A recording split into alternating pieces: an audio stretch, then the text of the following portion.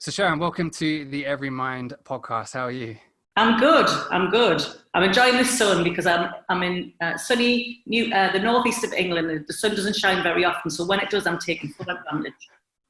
Nice. So we've just been speaking a little bit off record about my awkwardness for this interview is about to come, right? But we're going to be talking about the menopause, and definitely, you know, a lot of the clients that we've worked with, we've seen a massive need for people to talk about it and the need for it. And I just kind of want to come back to maybe your own personal journey of how did you get to where you are today to you know, raising awareness around menopause and doing the workshops that you do?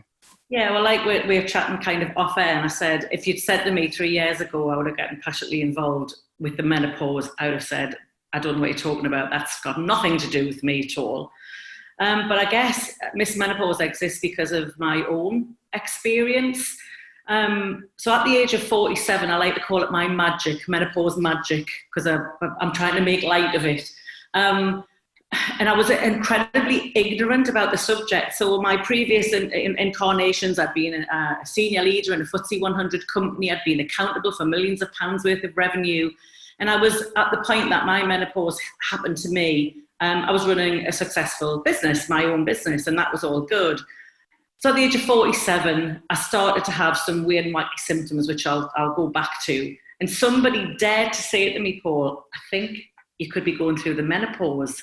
And I was absolutely gobsmacked, astonished, and I couldn't believe somebody had dared to say that I would go through the menopause. So, of course, intellectually, I'd heard of the term, and I knew it meant kind of the end of your fertility. But in my absolute utter ignorance, whatever it wasn't going to be happening to me, because I was a streetwise woman. You know, I knew what was going on in the world.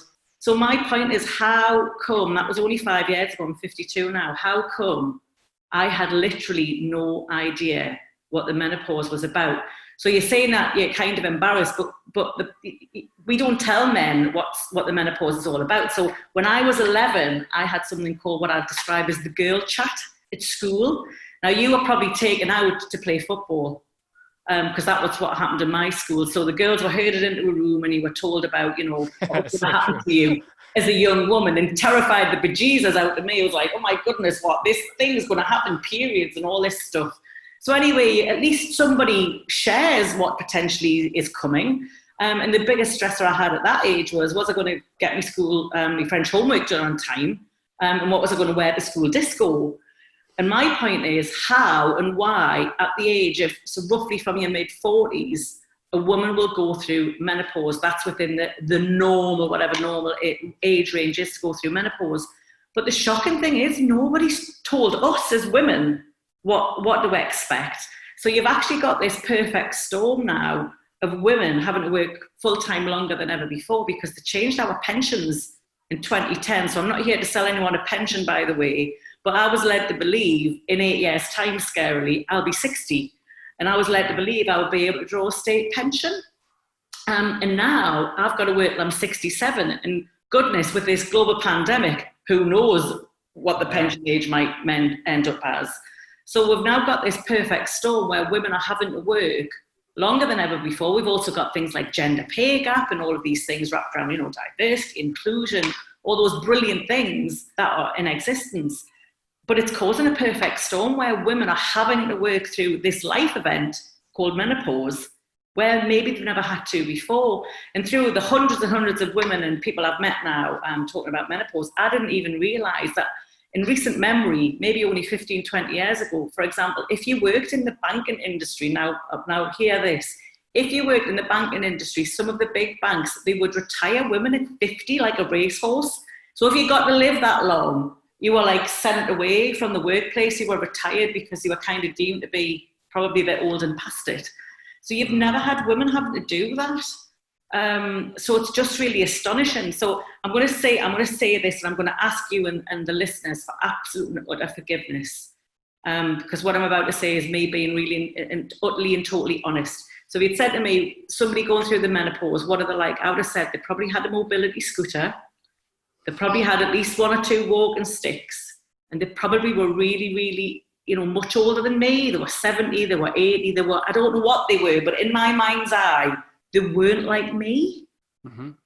So how come I didn't know, as like I say, what I thought was a streetwise person, that the menopause was going to bring a whole raft of symptoms, starting with night terrors for me.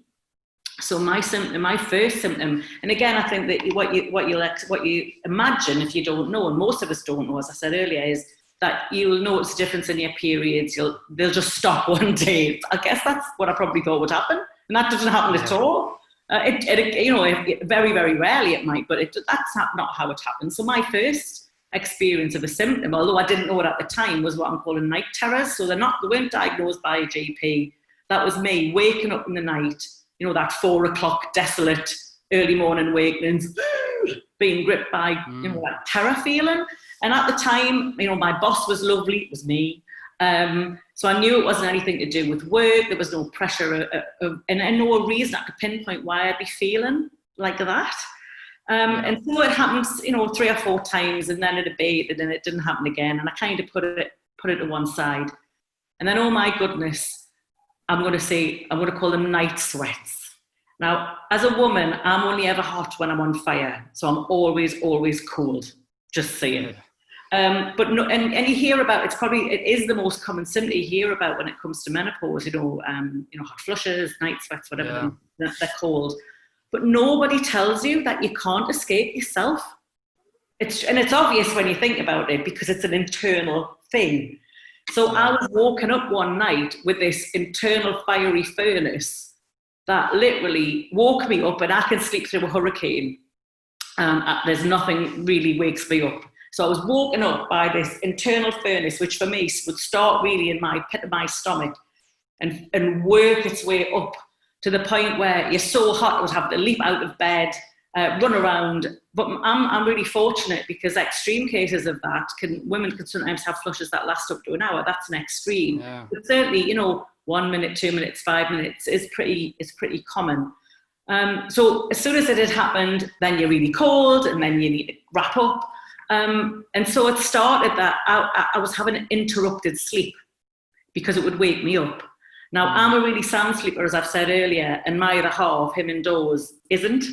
So in all seriousness, it started to cause a problem for us in our relationship, because he would say things like, your menopause is keeping me awake all night. And it was like, well, I didn't ask for this either. Do you know what I mean? And it meant I wasn't sleeping, he wasn't sleeping. So we're really, really both grumpy because of lack of sleep more than anything. And I, probably like lots and lots of women, you hear terrible things about HRT in the press at the time. Don't use HRT. So like lots of women I still speak to and I still meet, I thought, you know what I mean? I'm going to not put bad things in my body. I'm going to go down a holistic and a herbal route. I'm going to check those things out. So I tried, some sage leaf as a herb that's often talked about, and sage oil, and it didn't touch the sides for me, didn't help at all. All of the time, I was progressively struggling to sleep. That's what became my most untenable symptom. I could get to sleep, but I couldn't remain asleep. So I went to the GP and asked for HRT, and the computer said no, because I was having a procedure and they wouldn't let me. So they gave me antidepressants, which again is not uncommon. Doctors will often just give women antidepressants, and I wasn't depressed. I was having, hot flushes and couldn't sleep. But anyway, a side effect of some, they're called SSRIs, of 4 of them, can be, if hot flushes is one of your main symptoms, it can help, and it did help me for about 6 months. But oh my goodness, I'm saying the menopause probably nearly killed me, because I was driving. I used to drive where I was working at the time, was about an hour away. I was doing some contract work about an hour away from home. And like I say, I could get to sleep, but I couldn't remain asleep.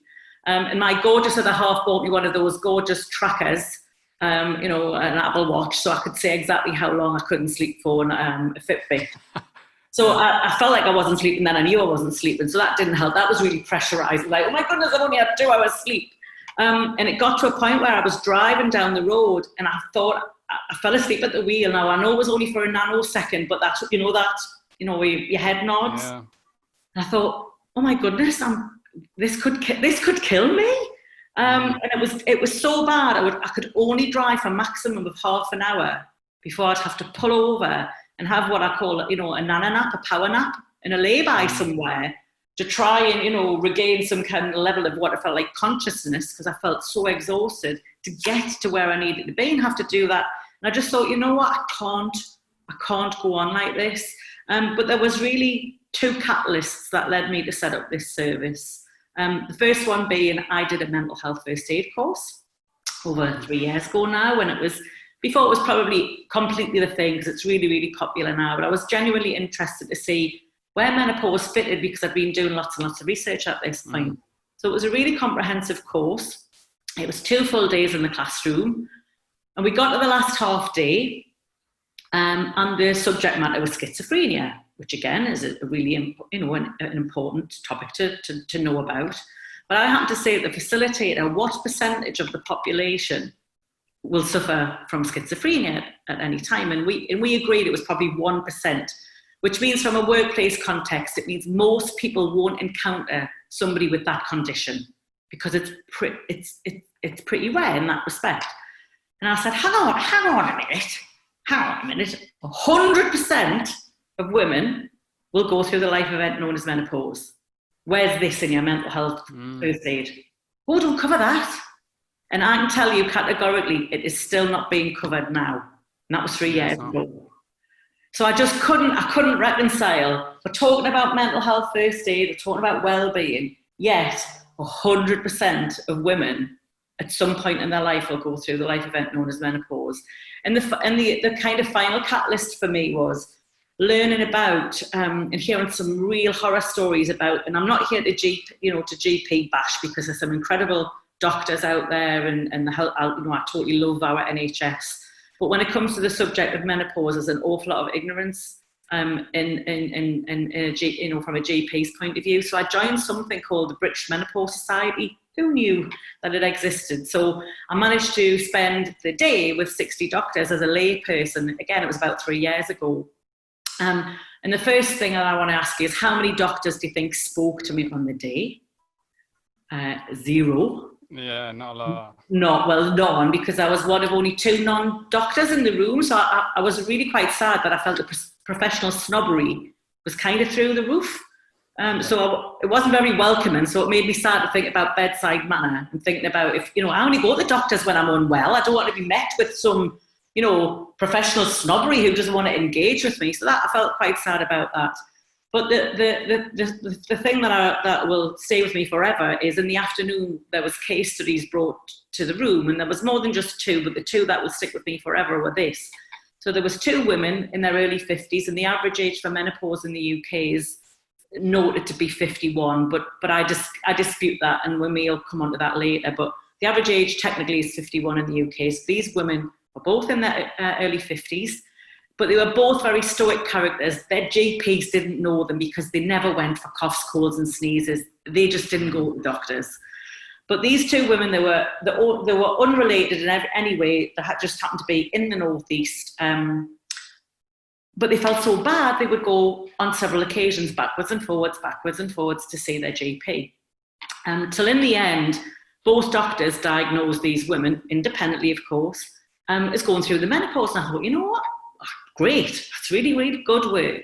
However, by the time they got to the doctor who was presenting the case studies, both these women were going to need palliative care because it was cancer. And I was like, oh my goodness. So what I say to the organisations and the people that I work with, and this isn't just about menopause, this is about any well-being, whether it be physical or otherwise condition. I always say, who needs to know their body best of all? You do. Yeah. And you need to know what's right and wrong and good and bad for you and your body. You need to get all the facts, and then you need to make an informed decision on what you will do to manage you and your body. And I'm just, doctors only got their guidelines for menopause in November 2015. Really? So when, what you'd expect to do, wouldn't you? Most of us would, if you felt unwell, you didn't feel right, you might dabble like I did with, I was dabbling in, black cohosh, different things, such like. And then I got to a point where I thought, this isn't working, I need to go down a medical route. And the sad thing is, although GPs and the nice guidelines that they use, they're in the public domain, you could you could look at them. If you're really, really suffering from insomnia, you should look at them. But they're out there for anybody to look at. But there seems to be an awful lot of ignorance in the medical community. And so when we go as women relying on that good, sound, solid advice, but most women sadly aren't getting what they need. So Miss Menopause exists because I'm just not having it. I'm just not having the fact that we as women no one's told us what to expect in menopause. We go to our GPs and they tell us nothing. So I'll tell you a story. A good friend of mine, she had just turned 50. And she was starting to feel, I'm going to use the technical term, meh. She was just starting to feel just meh, just feeling anxious for no reason, wasn't really sleeping very well, and just generally just didn't feel herself. She couldn't put her finger on it. It was just a general feeling of not feeling like herself. And this has gone on for maybe 2, 3, 4 months. So she did what I thought was a sensible thing. In the end, she went off to see a GP. And so that's great. So I said, well, what did the GP say in terms of, you turned 50, you were generally feeling meh. Said, well, I left, I had a massive pot of sleeping tablets. That's what he gave her. It happened to be a he, could have been a she. And I said, well, what did he say to you about menopause? As in, coming up to the average age. Nothing. Yeah. Not a thing was said about menopause. And that is incredibly common. And the two sad things that really break my heart when it comes to meeting lots of women, in the workplaces, and I hear this on a practically daily basis, is number one, I think I've got early onset Alzheimer's, because the main symptom that I've found isn't hot sweats, night sweats, hot flushes, whatever you want to call them, although that's the most common thing you hear about. The top 2 symptoms that I've come across, and I haven't done empirical research, but I've got over 3,000 women in a growing Facebook group, and every 6 months I poll them and say, what's your top 3 symptoms, in order of how bad they're making you feel. And the top 2 symptoms have been, they've just swapped over. So number 1, 6 months ago, was anxiety and brain fog. And now it's brain fog, anxiety. So I'm saying that they're in the top 2. So you've just got women not associating the total plummet and decline in hormones, which are powerful, powerful things that drive women as women, because some women, by the time they're finished menopause, as in their post-menopause and their periods are finished, some women apparently can be as low as 1% of those hormones, and they're not coming back. Yeah. They've gone. That's it. I mean, in terms of, observing from my perspective, it's there's so much silence around it, right? And I know from, my work around sort of suicide prevention, again, there's silence around that. It's like, let's brush it under the carpet, let's not talk about it. And of course, this is different. But how much of that silence do you think impacts just how, in general, women deal with the menopause? Well, I think it's probably a bit of a cultural thing, as in this whole, especially in the UK, this whole stiff upper lip thing. So if you were ever to ask your mother or your grandmother, they invariably would say things like, well, we just got on with it, And my grandmother, who would have been 100, is not with us now. And I used to hear, and this is up in the northeast of England, I don't know what happened elsewhere in the country, but any time I'd hear my grandmother talk about her friends, they were all bad with their nerves. They all seemed to have to, Mary's just bad with her nerves. And I truly think that was probably because of things like menopause. And at that time, in the 50s, 60s, women were just given Valium. So my grandma ended up probably being a Valium addict through no fault of her own, because they were just dishing out that type of, medication. And then my mother worked part-time when she was going through her menopause. So what I'm saying is, I would defy my mother or grandmother, if she was still around, to do what women are being asked to do today. So you've got women who are the main breadwinners, the only breadwinners, single parent families, having to work, wanting to work, having to work. There's this whole different demographic now and mix.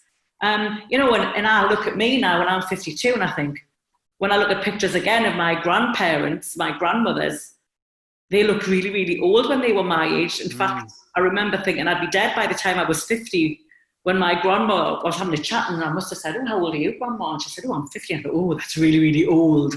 And I feel incredibly well, alive, vibrant. And I feel I've got, another at least 30 years of me yet.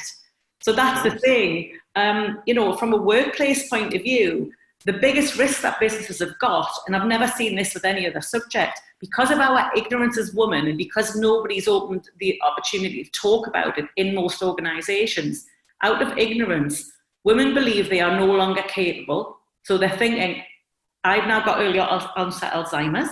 I've diagnosed myself, because if you can imagine how terrifying it is, that especially if you've done the job that you've done for several years, 2 or 3, you feel very confident and competent at it.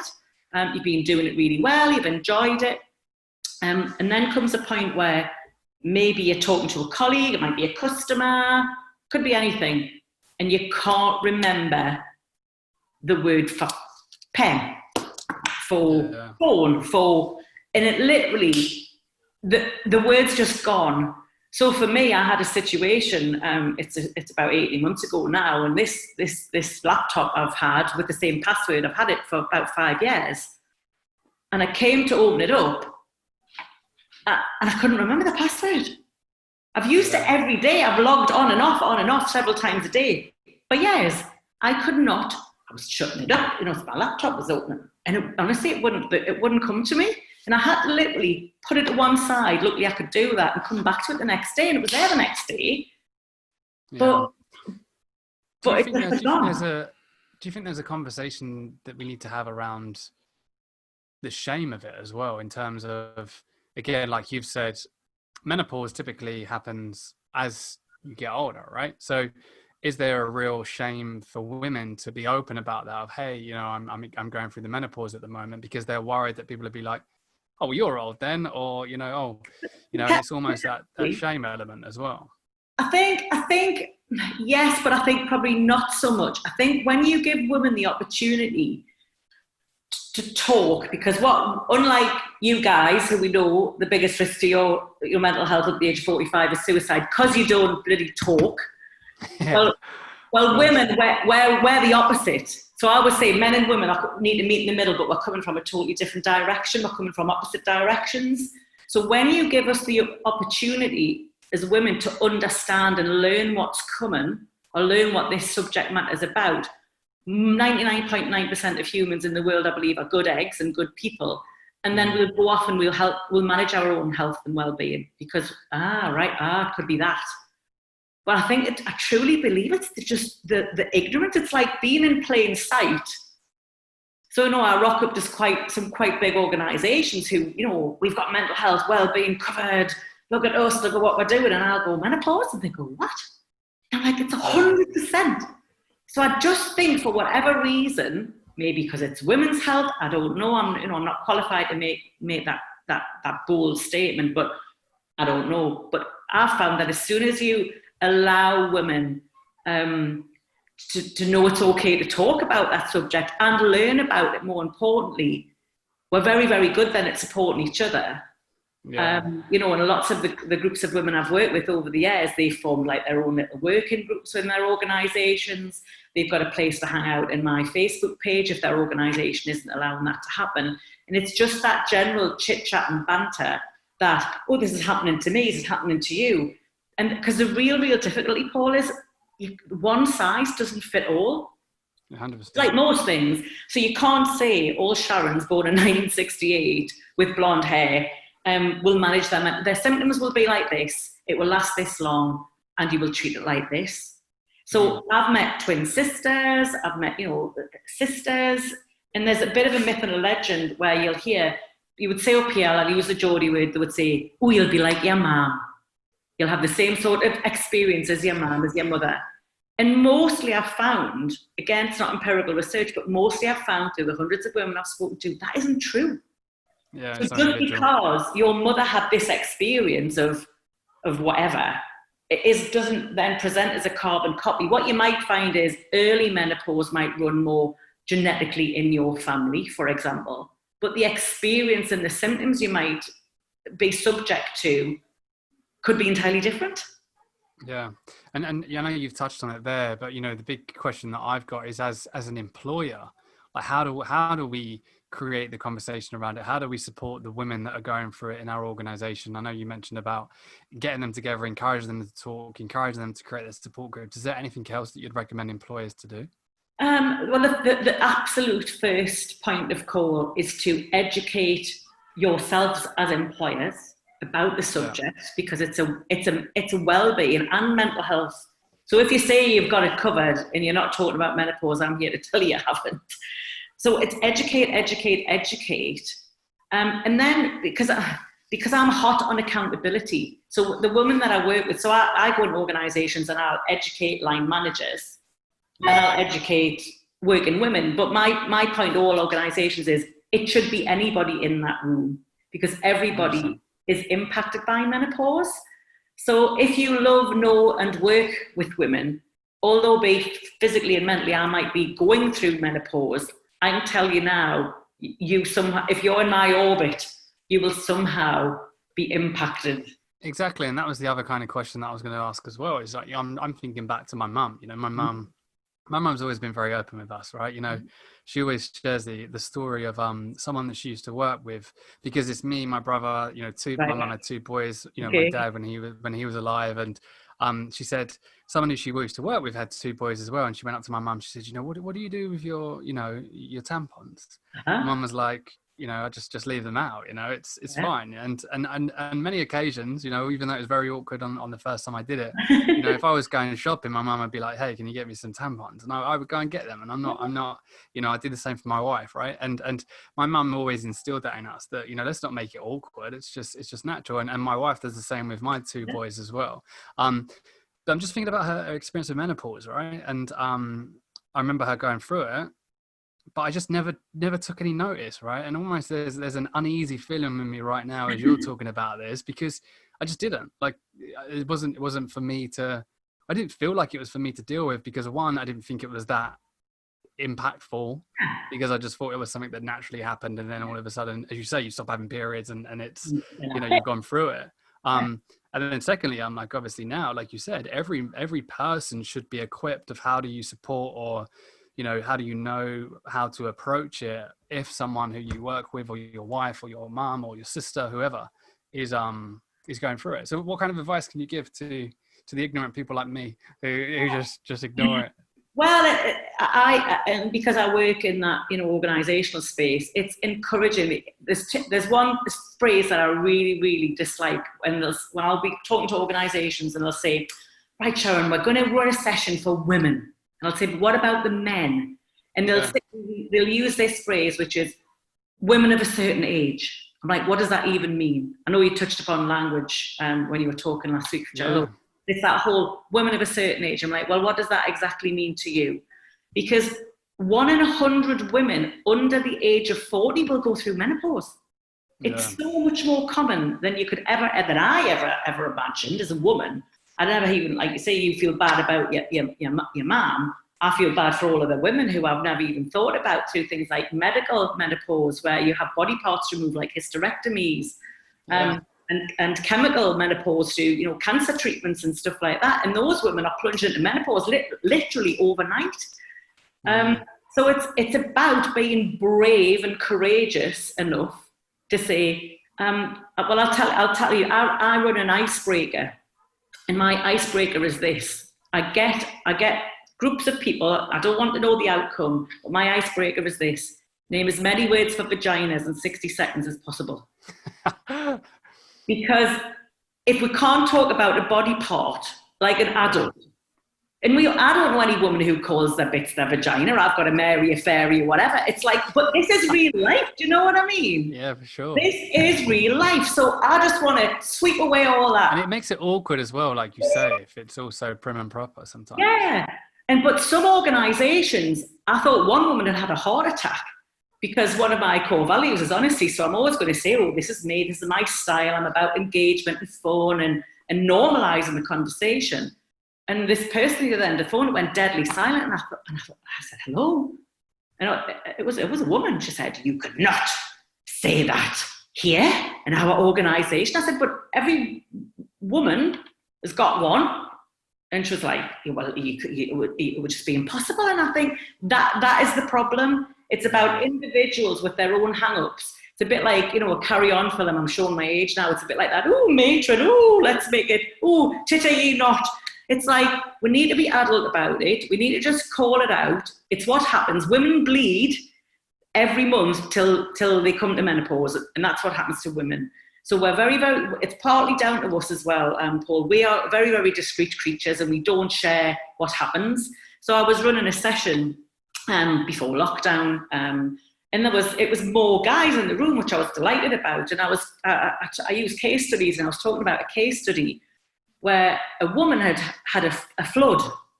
And so I said, and this lady had a flood, and this guy had just simply, he honestly leaned forward in his chair. He said, Sharon, can I just ask you, what is a flood?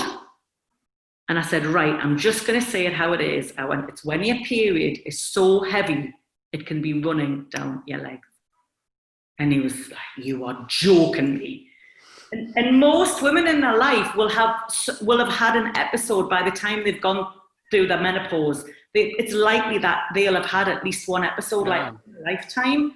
But we're very discreet. I wouldn't come home and tell, my other half. I wouldn't say, oh, this happened. I would have just dealt with it and got on with it, and you would never know. So it's partly down to us as well that we don't share those types of things. But what was really lovely at the end, he came up to me and he shook my hand and he said, Sharon, I am going home to buy my wife the biggest bunch of flowers, because I literally had no idea. And some of the most profound feedback I feel I've had has been from men. Of course. Two men independently in different organisations, after they'd been to one of my sessions, emailed me to say they thought learning about this subject matter, it was probably going to help to save their marriage. Yeah, exactly. It's because it's just like you said, it's the same as what we preach about, mental health, and it's all the same. It's education, like I speak about, I didn't ever feel like suicide would impact me because the lack of education. I sometimes said stuff wrong about certain mental illnesses because it was education. Same with when my mum was going through the menopause, right? I just called myself ignorant a minute ago. Like, I wasn't ignorant, I was just uneducated. I just thought my mum was just gonna go through it, and that's what I thought. Exactly. So it's like, it's purely education, and as you say, I think it's so key that men as well learn about this, because like even now, if I've got to support my wife for it when I have to, it's like I need to know about it now, rather than, oh my God, what's going on? What do I do? Why is she acting like that? And she doesn't know either. So like you say, education is so key. In terms of like other things that employers can do, is there anything else that you've seen that's been effective? Yeah, and what I say, and you can go down, it depends on your company culture, doesn't it? So you might be, processes, procedures, documents. If you're in that sort of organisation, then yes, you can write a beautiful policy and have beautiful documents. But as I say, wearing my coaching and leadership hat, a document is only as good as the person who uses it. And administers it. So what I say to clients is, look, what's great about the menopause is I believe you will already have beautiful policies and procedures which are already written. You'll have them for things like pregnancy. So I'll tell you a story. I rocked up to this organisation a couple of years ago now, and I was walking through the office, and this woman ran over. She went, Sharon, I think you're here to talk about menopause. I went, oh yeah, I am. She went, I'm going through the menopause. I went, okay. She went, so I've asked for a fan. I said, right, because small reasonable adjustments. So I said, well, that sounds completely reasonable to me. She said, but I can't have one because you can only have one if you're pregnant. I was like, right. So she said, well, I've asked if I can bring my own in. No, because it's not PAT tested. And it's just the madness.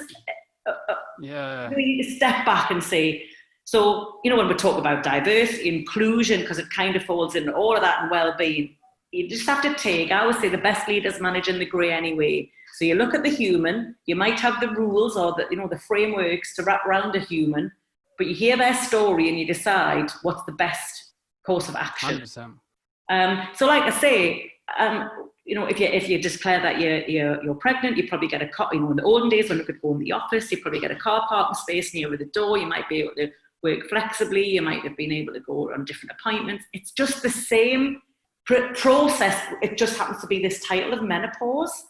So you have to care enough to want to find out from your human in front of you what's their story, then you have to listen, and then you have to decide between you what's the course of action. But because I'm really tough, I'm all about accountability. So what I say to organisations, you shouldn't have a bit like the nanny state of an organisation, where I tend to find public sector can be a bit like this, like, oh, we have to give everything to all of our people. Yeah, I'm like, you need to ask the person. You might say, well, what I can do for you is this, but you need to have in your kit bag. So I'd be saying, Sharon, what are you doing to manage your menopause? Yeah. And what I find really fascinating is a lot of organisations and a lot of leaders never even think to ask that question. It's almost like they're being the parent and they have to, you know, what I have to give to you, Sharon, I have to give you all of these things. I'm like, yes, if I need them, but I may not even need them. But if I do, I just want to know that you're there and that they can be drawn upon. But neither should I, as the woman going through menopause, should be able to beat you over the head as an employer with, I am going through the menopause. It be a contract of, 50-50, like everything. It's almost like the support's there, but it's still up to you to be able to utilize that support. And I think what you were saying was really true as well. I was just thinking, it's like organizations will put everyone, not every organization, right? I'm generalizing here, but everyone in boxes. So your maternity or your employees that are pregnant, all right? I've just had your employees that are pregnant, and then you've got your employees that have got kids, and then you've got, your employees that work from home, your male employees or whatever. And it's like, even if you look at that box of parents, right?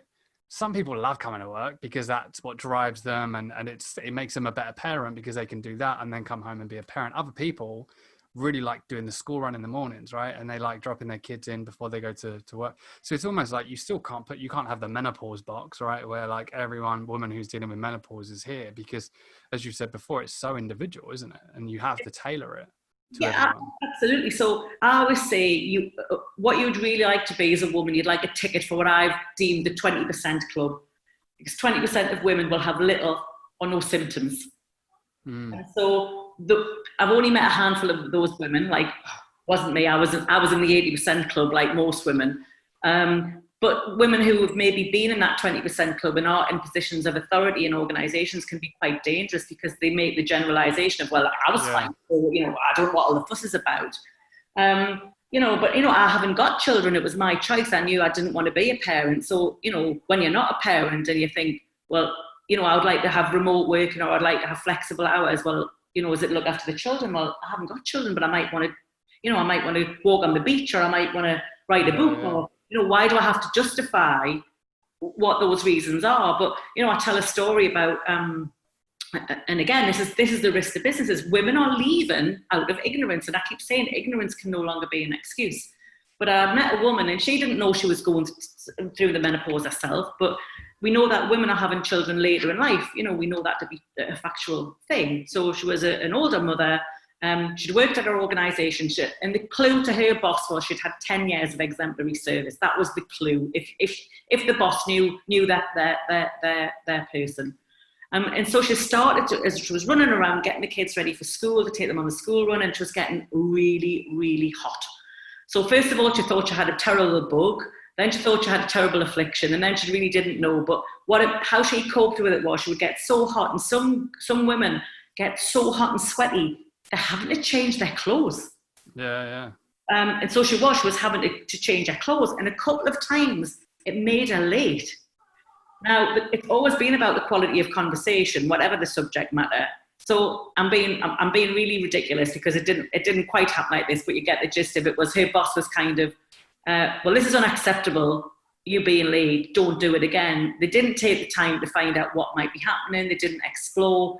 And ultimately, that person who'd been 10 years in that organisation, doing a great job, no issues, loved it, has ended up leaving because she felt that it was untenable for her to be kind of put down a disciplinary route, potentially, because of a few issues of lateness, of which she didn't really understand what was happening.